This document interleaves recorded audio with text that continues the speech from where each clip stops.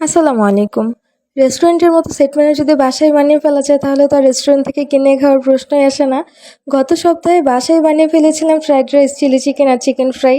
আর সম্পূর্ণ ভিডিওটা শেয়ার করতে গেলে অনেক বড় হয়ে যায়, এজন্য ভেবেছি একটা করে আইটেম আপনাদের সাথে শেয়ার করব। এখানে আমি প্রথমেই ফ্রাইড রাইসের ভিডিওটা শেয়ার করছি। আর ফ্রাইড রাইসের জন্য রাইসটা বয়েল করার জন্য পানি দিয়ে দিয়েছি, আর বাইরের ওয়েদারটা দেখেন কত সানি। আর এখানে ধুয়ে রাখা পোলার চাল আমি এই পানির মধ্যে দিয়ে দিয়েছি। তারপরে এটা 80% এর মতো আমি বয়েল করব। সম্পূর্ণ কুক করা যাবে না, তাহলে যখন রান্না করব তখন সেটা গলে যাবে বা দলা পাকিয়ে যাবে, ঝরঝরে হবে না। তারপরে আমি একটা ঝুড়ি নিয়ে নিয়েছি, এর মধ্যে পোলাও চাউলটা আমি ঝরিয়ে নেব যেন এক্সট্রা পানিটা চলে যায়। আর একটা ট্রের মধ্যে চালটা রেখে দিয়েছি যেন একটু ঝরঝরে হয় ঠান্ডা হওয়ার জন্য। আর এখানে আমি 2টা ডিম নিয়ে নিয়েছি, এর মধ্যে একটু লবণ আর গোলমরিচের গুঁড়া দিয়ে এভাবে ঝুড়ি বাজে বানিয়ে নিচ্ছি।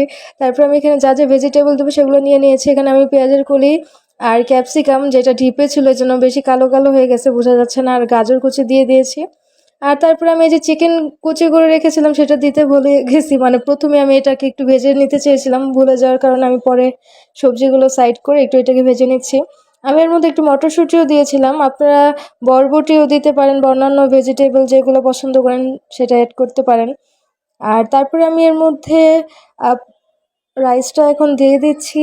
আর অল্প অল্প করে একটু দিবেন যেন দলা পাকিয়ে না থাকে, আর আমাদের একটু বেশি পরিমাণে হওয়াতে নাড়াচাড়া করতে সমস্যা হচ্ছিল। তারপরে এখানে আমি কয়েক রকমের সস দিয়ে দিচ্ছি, এখানে আমি সয়া সস দিয়ে দিলাম, আর তারপরে টমেটো সস আর চিলি সস দিব। আমি রাইসটা যখন স্টিম করে নিয়েছিলাম তখন আমি কিছুটা লবণ দিয়েছিলাম এর মধ্যে। আর এখন অল্প একটু লবণ দিব কারণ সসে অনেক বেশি লবণ থাকে। আর এই জন্য আমি প্রথমে বেশি লবণ দিইনি, যেন পরে যদি কম হয় তারপরে আমি দিতে পারি। তো সসগুলো দেওয়ার পরে আমি টেস্ট করেছি যে লবণ ঠিক আছে কিনা, একটু কম হয়েছিল, দেন আমি সামান্য পরিমাণে লবণ অ্যাড করেছি। আর এর মধ্যে আপনারা চাইলে টেস্টিং সল্টও অ্যাড করতে পারেন, তো টেস্টিং সল্ট তো এইসব খাবারে দিলে মজা আরও বেড়ে যায়। তারপরে এই যে দেখেন রান্নার পরে কি সুন্দর দেখাচ্ছে, কালারটা অনেক মজা।